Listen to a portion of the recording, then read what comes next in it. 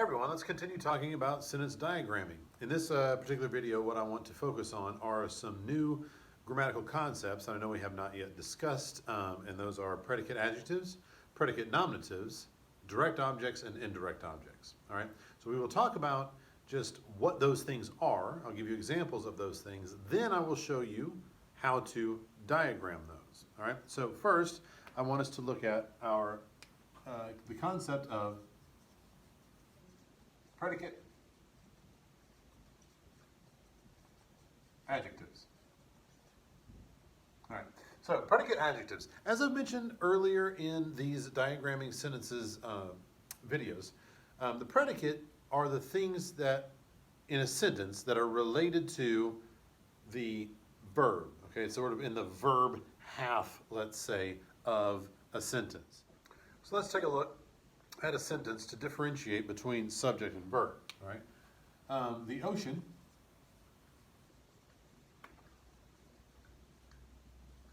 was aglow from the setting sun. All right, the ocean was aglow from the setting sun. All right, so the subject in this is just this right here. This is the complete subject. All right. Everything from here, then, is what is known as the predicate. Okay? The verb and all the stuff having to do with the verb. Okay? That would be the complete predicate. And the subject, the complete subject, is the subject and everything having to do with the subject. But I want to point out something. In this particular sentence right here, there is something that is known as a predicate adjective. All right? I touched on this in class last week, and I want to bring it up and have a more full discussion of it. All right. So the ocean was aglow. I want you to see that this is the subject, and this right here, this word aglow, is actually working to modify. All right. It is modifying the ocean. It is, in a way, it's describing the ocean. It's giving a certain characteristics of the ocean under these conditions of the setting sun. So this right here, as you can see, this is an adjective because it is modifying and describing ocean, but it is happening in the predicate portion of the sentence, and it's referring back to the subject. This word in the subject, or this word that is the subject. All right. I gave some examples, some other examples, like this assignment is difficult. All right. This word difficult right here is an adjective. It's a predicate adjective, and it's modifying assignment, which is the subject, okay? And here is the verb, okay? Was the verb in that one, all right? I am so hungry, all right? Again, hungry is an adjective, predicate adjective, modifying I. It's a way that I am describing myself with this right here. This is the verb, all right? And it is actually going over to modify this. Now, I want you to notice a particular circumstance in each one of these that is, a characteristic of all of them. Look at the verbs. The verbs are not action verbs. They are linking verbs. Am, is, are, was, were, has, have, had. All of those words are linking verbs. You will not have a predicate adjective. You will not have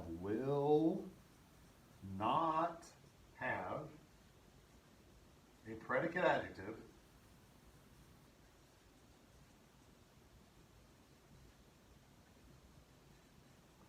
with an action verb. Okay? You will not have that. This will never be a circumstance for, what we are working on here, all right? That is for something else. That is for something actually later in this video. All right? But these are all linking verbs. Linking, linking, and linking. All right? I hope this makes sense. All right? These are always going to be adjectives that are going to modify something in the subject, or actually modify the subject itself. So we are saying that, it's not, a difficult assignment. That's the normal way that we consider adjectives and nouns to work, a difficult assignment. This is, in the full sentence, the assignment is difficult, but it's doing the same thing, modifying assignment. It's just, its placement happens to be after the verb, referring back to something prior to the verb. Okay? So, how do we do this? How do we do this as far as diagramming is concerned? Well, let's take a look at that. All right, so I have pulled back and we are going to look at this sentence. We're going to diagram this sentence. We'll diagram some other ones as well. So, always, my advice is to, whenever you're looking at this, whenever you're dealing with a sentence, whenever you're dealing with grammar and diagramming, or just dealing with grammar at all, is always to locate, zero in on the subject and the verb. Find that first, and then everything else builds out from that. All right, so in this case, the ocean was. That's the simple subject and the simple verb. All right, so we are going to begin by putting this, okay, on our, the bare bones of our diagram here. All right, and of course we know that the goes down here as an article. The ocean, a specific one, not just any ocean. All right, the ocean was. What was it? How are we modifying it, or how are we describing it? We are describing it as a glow. This here, as I mentioned before, is our predicate adjective. Oops. Predicate adjective here, okay? And it's modifying ocean. So the proper structure on this would be for it to have this diagonal line, okay? It is a glow. All right? And the way I consider this a lot of times, whenever I'm looking at this, is you see I have this arrow. Okay, this points back to this. This is referring to this over on the other side of the verb. And it's like here, what we've done, okay, is we've kind of started to draw ourselves that same arrow. All right? So I want you to think about this right here is pointing itself back to this. As if to say, a glow is modifying, or has to do with, in some way, has to do with this. And it's pointing it in that direction, all right? It is a glow, what? From the sun,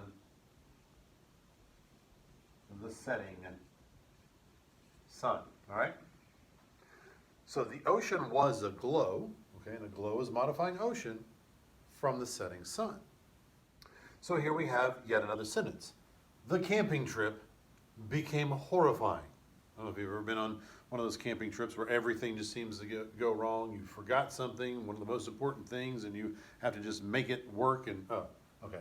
Anyway, let's do this as we have before. Let's look at the subject and let's look at the verb. The simple subject is the trip, all right, and the verb is became. All right. Again, that is not an action verb. That is a linking verb. All right, there's no way to enact that. All right.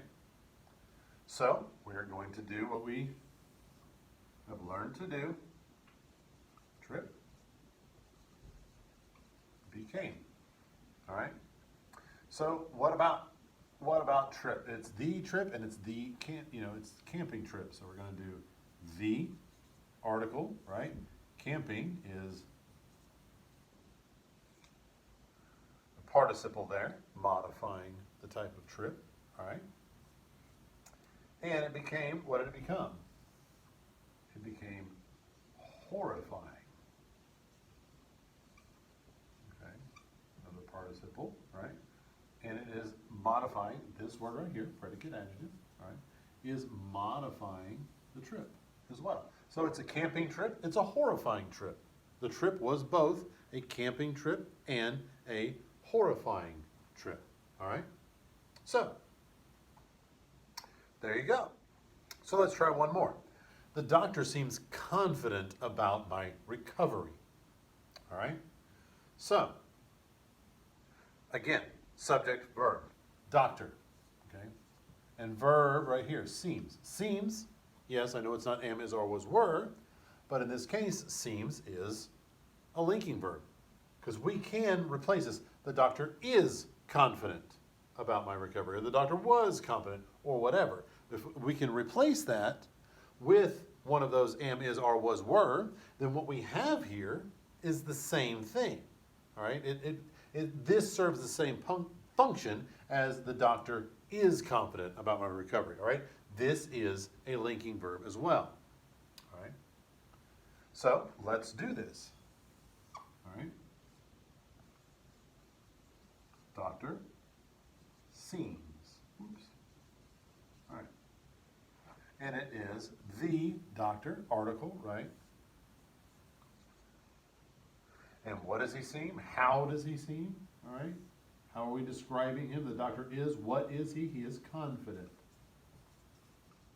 Okay? That, predicate adjective, right, is going over to modify the doctor. All right? He's confident what? About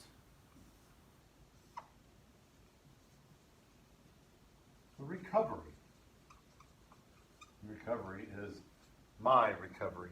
Personal pronoun acting in the same way as an adjective to modify because it's my recovery, not somebody else's recovery. Okay? So, got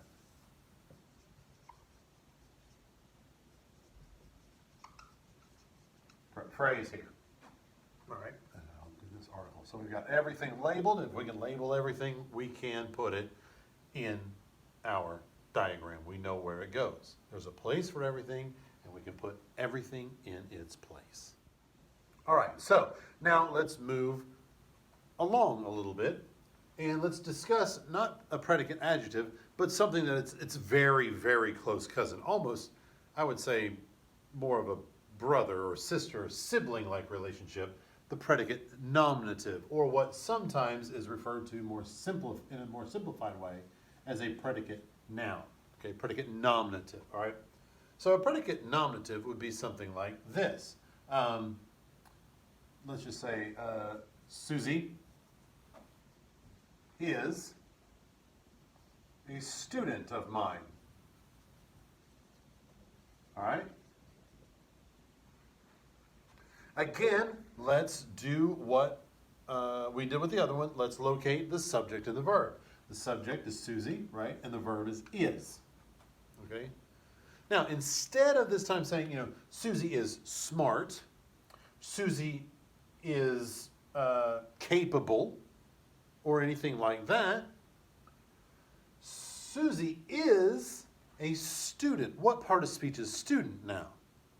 All right, yes, student is a noun.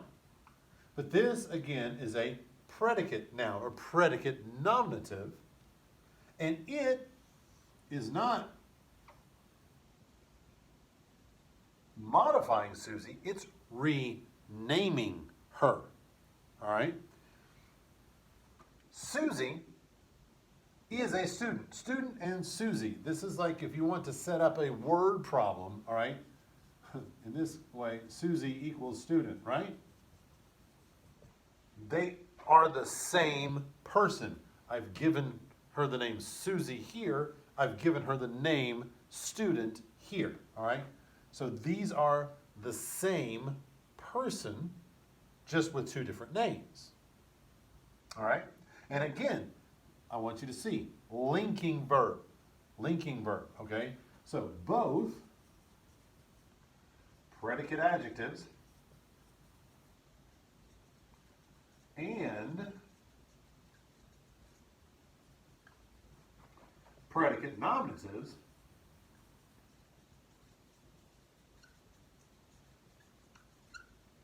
rely on or use or whatever linking verbs. Okay? Oops, I don't know if you can see that. I hope you move it just a little bit. All right? Both predicate adjectives and predicate nominatives rely on linking verbs. That's what you need here. The am, is, are, was, were types of things. All right? So the way that you do this is almost exactly, or it is exactly, the way you do the predicate adjective. All right? So let's do our thing. All right? Where we've got our subject, Susie, is. All right? And yeah, we're going to do this. We're going to do the exact same thing here. All right?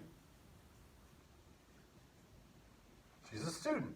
But she's a student of mine. All right? Susie is a student of mine. It's the same thing. All right? So, just like, I said it is pointing back. All right? Not to modify in this case, but to rename. Because a noun and a noun. It's just two. We're calling one person in this case by two different names. So a sentence like this will be very easy. Subject, I. Verb, could have been. All of this could have been. All right? All of this is the verb. Well, I and somebody. Same person. All right? The way it's I. We're going to give ourselves a lot of room here. Okay? Could have been. All right? Oops. Somebody. I could have been somebody. How about this sentence right here? This is going to require some knowledge of the previous video and the previous discussions of compound elements and this one of predicate nominatives. Because what we have is two loved presidents are Washington and Lincoln. All right, so let's do this again. Subject and verb. Subject, presidents are. Subject, verb. Okay? Linking verb, right? Let's do this.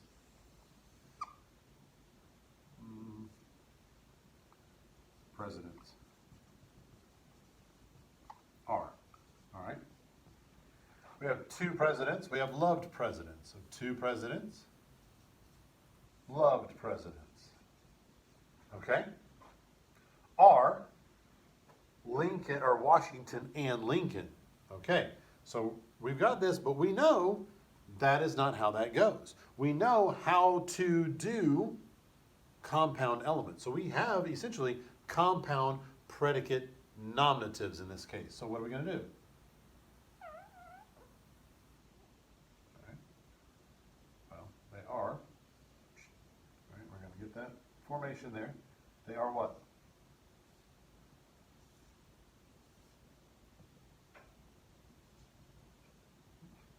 Keep these in order.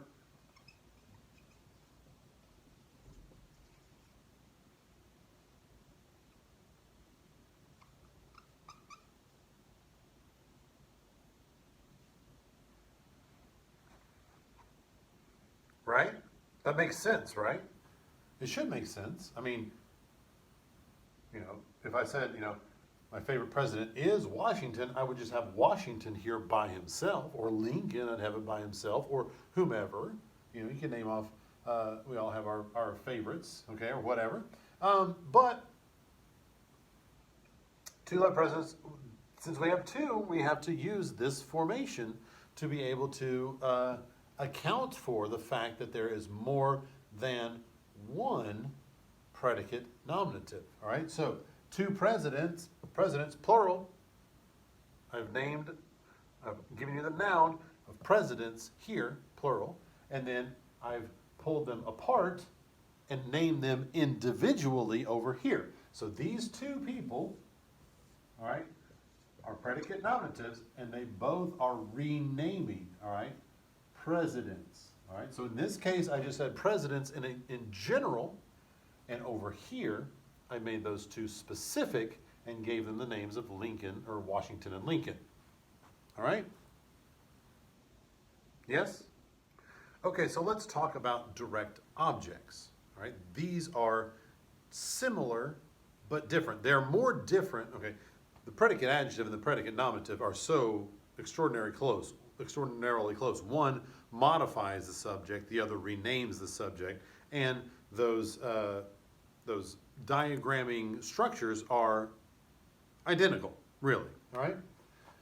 This, okay, like I said, those two, predicate nominatives and predicate adjectives, are almost like siblings. These are in the same family, let's say, but they're more distant relatives, all right? So direct objects would be, like if we have a sentence like this, I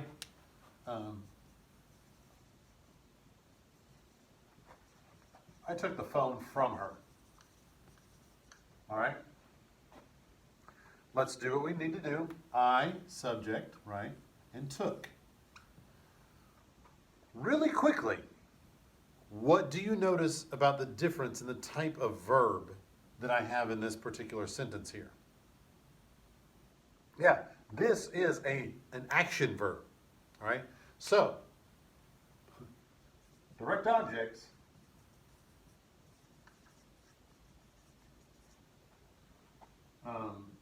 need action verbs, okay? Now, does this mean that every action verb is going to have a direct object? No. All right? But if there is going to be a direct object, it won't exist if the verb is a linking verb. The linking verb is off limits because the linking verb is where we have our predicate adjectives and we have our predicate nominatives. So the linking verb is off the table, okay? So I took. What was the object that I took? What was that thing, that object that I took? I took the phone, okay? That's the direct object. That's the actual item that I took from her, all right? So how do we do this?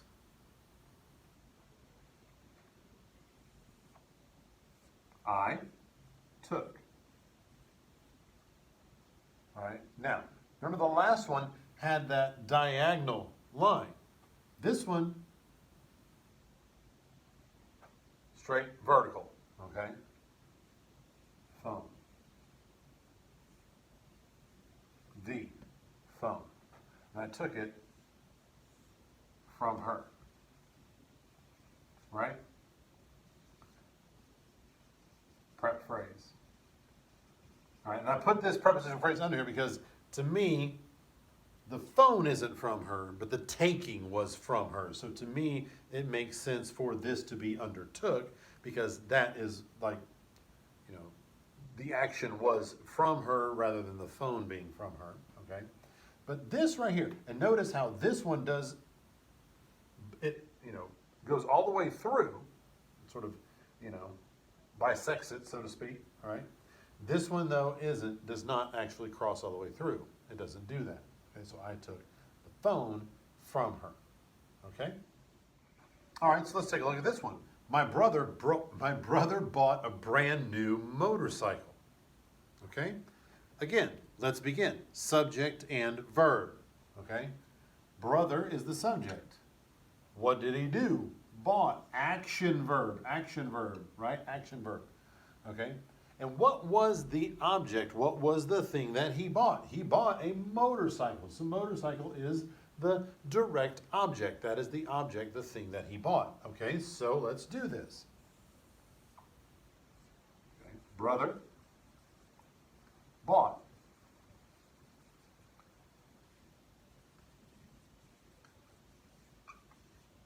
Okay. Brother bought motorcycle, right? Subject, verb, direct object. It's my brother, right? Possessive pronoun. Bought what? A motorcycle. And a new motorcycle. All right.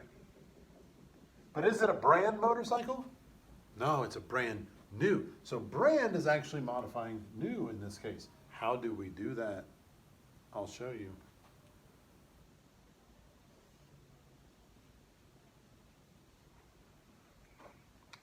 All right? So just like all these others, if these things are modifying,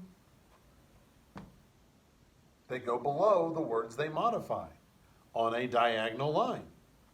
Well, it's not a brand motorcycle, it's a new motorcycle.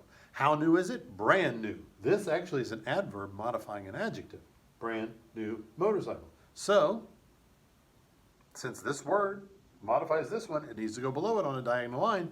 The same thing applies. Okay? So here we have, my brother bought a brand new motorcycle. All right, this one's going to be a good time. This is going to be fun here. All right? Can you make cupcakes and bring them to the party? Wait a minute. This is a question. We haven't talked about the ways to diagram a question. All right? That's going to be interesting. Also, if you'll notice, this is a sentence that has two verbs. All right? So, what is the subject of this sentence? Well, hopefully it's easy for you to see that it's you. Okay?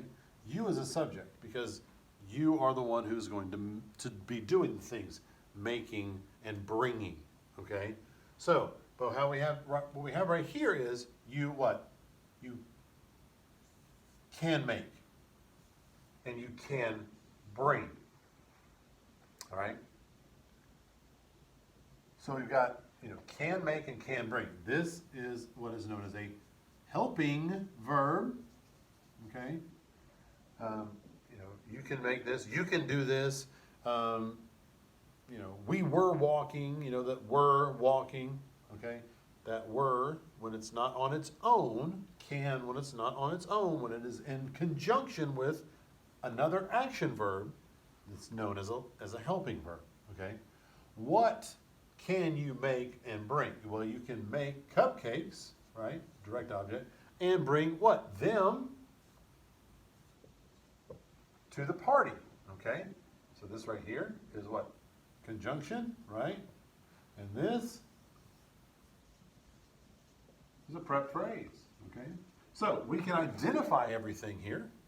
So if we can identify everything here, we should be able to put it in its proper place on a diagram, right? So let's do it. Let's jump right in. Subject is you. But look, I'm not going to capitalize this you because this is not the first letter of the sentence. The way we write this, we will know just by looking at our diagram that it's a question. You'll see what I mean, all right? So, you, all right? Now I'm going to make there are two verbs here, right? Remember this from last time. You what? Can make.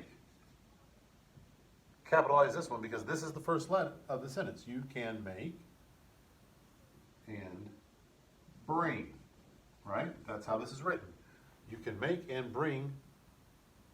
You can make what? Cupcakes. And bring what? Them.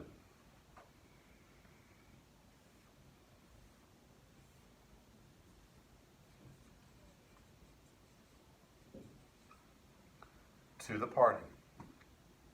All right? A lot going on here, okay? Can you make cupcakes and bring them to the party? Right? I'm hoping that this makes sense to you. Okay? What we have is the subject. We have the two verbs, can make and bring. We want, can you make cupcakes? That's the object we want you to make. That's the direct object. That's the actual thing we want you to make. And bring what? Them. The exact same things. This is a pronoun though. Okay?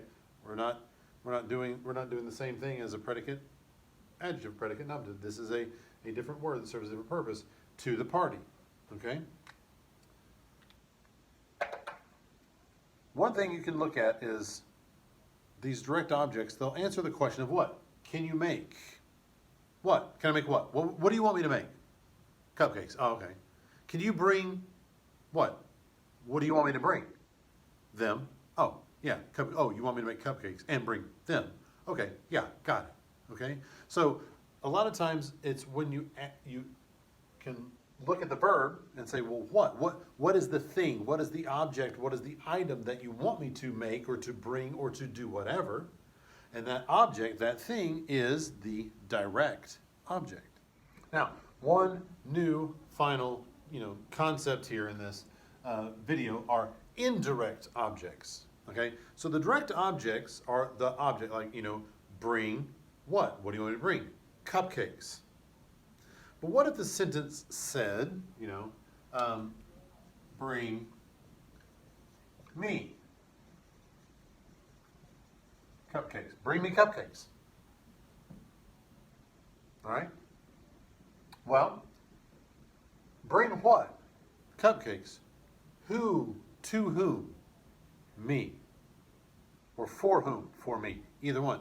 Bring them. So this, right, is the verb. This is the direct object. This right here is the indirect object. It is the person or the thing or whatever that sort of receives that particular object. Okay? So, what is the subject of this? Well, if this sentence is a command, right? You do this, you do that. The subject is an understood you, okay? Right? Because I'm saying, you bring me the cupcakes, all right? So, how would we do this? Okay, you. In parentheses, because that is implying that it's not actually part of the sentence. Because the sentence is a command, right? You bring. Look at that, capital, because that's the first, right? You bring, what do you bring? Cupcakes. Right? Implied, understood, you, subject, verb, bring, capitalized, because it's the first letter of the sentence. What do you want me to bring? What object do you want me to bring? Cupcakes. Me. I want you to bring those to me or for me. Now, how do we do this?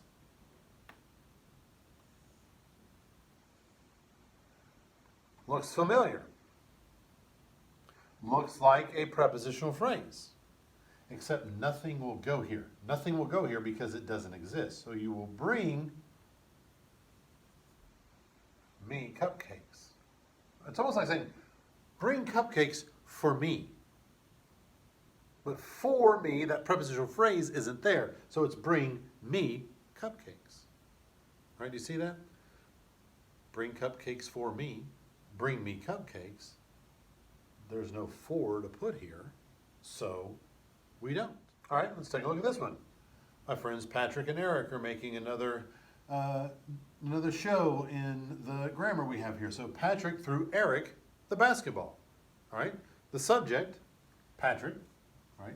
Verb, action, verb, threw, right? Action, verb, threw. What did he throw? What was the object he threw? He threw the basketball, direct object. To whom did he throw it? Eric, okay? Making Eric the indirect object, the one that receives that particular object, which is the object of the action. All right, so Patrick threw. All right, and Patrick threw a basketball, the basketball.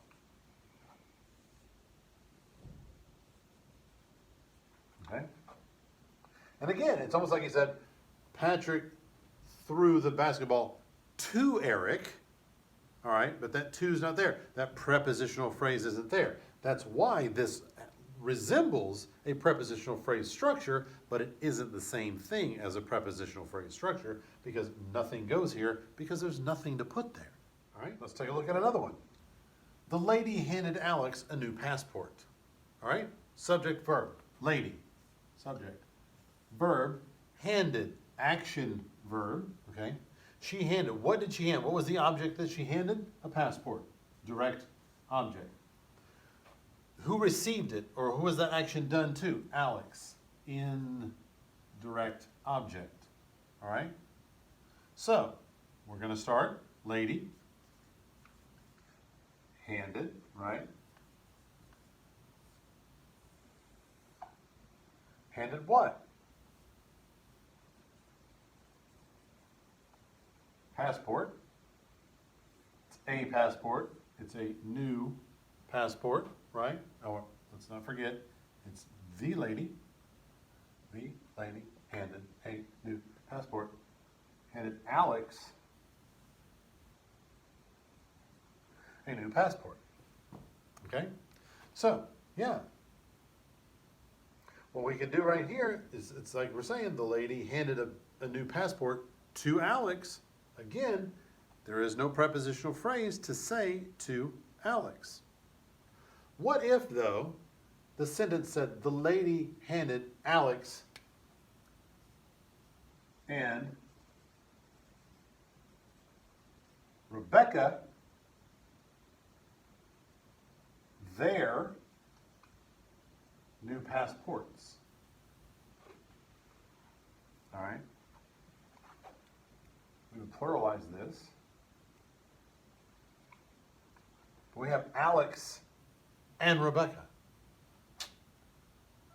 You know what to do, people.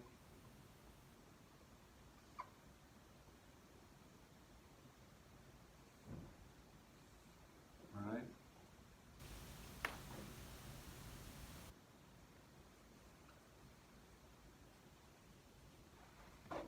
Right? The lady handed Alex and Rebecca their new passports, right? The same structure. Okay, if we have compound anything, in this case we have compound indirect objects, compound indirect objects, it's going to get that same treatment as the compound subjects got, as the compound verbs got, as the compound anything gets, all right? So the lady handed Alex and Rebecca their new passports. All right, one last look at this stuff. There's some compound elements here, so I want us to get them all in, all right? My mom and dad bought my sister and me tickets to the movie. All right, so we know we have the subject here is compound, mom and dad, right? Bought, we have an action verb. Okay. They bought what? What did they buy? They bought tickets. For whom? Who received those things? Who received that object there of tickets? Sister and me, indirect object. All right. These we know are personal pronouns, okay, so they're going to act like adjectives. Right?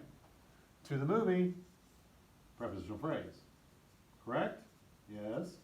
All right.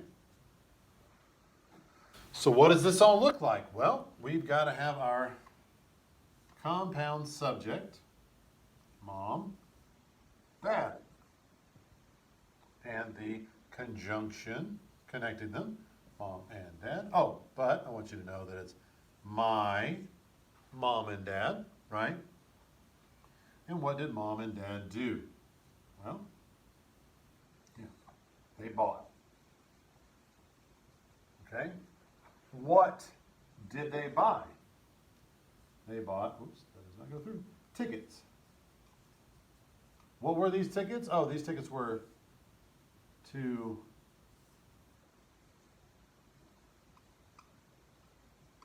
right? The tickets were to the buying wasn't to the movie, the tickets were to the movie, right? So that makes sense for them to go there.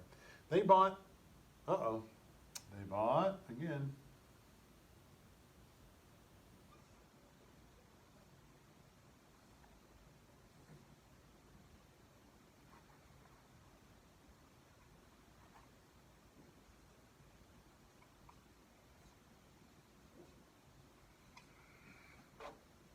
they bought my sister and me tickets to the movie. Right? And just for the record, my mom and dad bought my sister and me. They did not buy my sister and I tickets to the movies. That would be incorrect. You would never ever say, my mom and dad bought tickets to the movie, would you?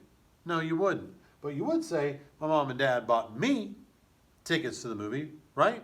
So, if you're going to say me when it's just you by yourself, then you're still going to say me when it's you and your sister, right? So, my mom and dad bought me tickets to the movie. My mom and dad bought my sister tickets to the movie. My mom and dad bought my sister and me tickets to the movie. Just so you know. Oftentimes people just default to I every single time, and that's just not right. Okay, so I hope you understand these things. It was kind of a lot. This is probably the longest video with the most information so far, but it seems like we're kind of picking up on this and we're starting to understand how these work. And if we need to linger over these for a little while, if we come up with some things that seem difficult, then we can kind of slow down until we make sure that we get these things right, okay? But that's what we got here. Predicate adjective, predicate nominative, direct object, and indirect object. Predicate adjective and predicate nominative, linking verbs. Direct object, indirect object, action verbs, all right? So, I hope this makes sense. I'm going to give you some things to work on. So stay tuned for those, and good luck figuring those out. All right? Until next time.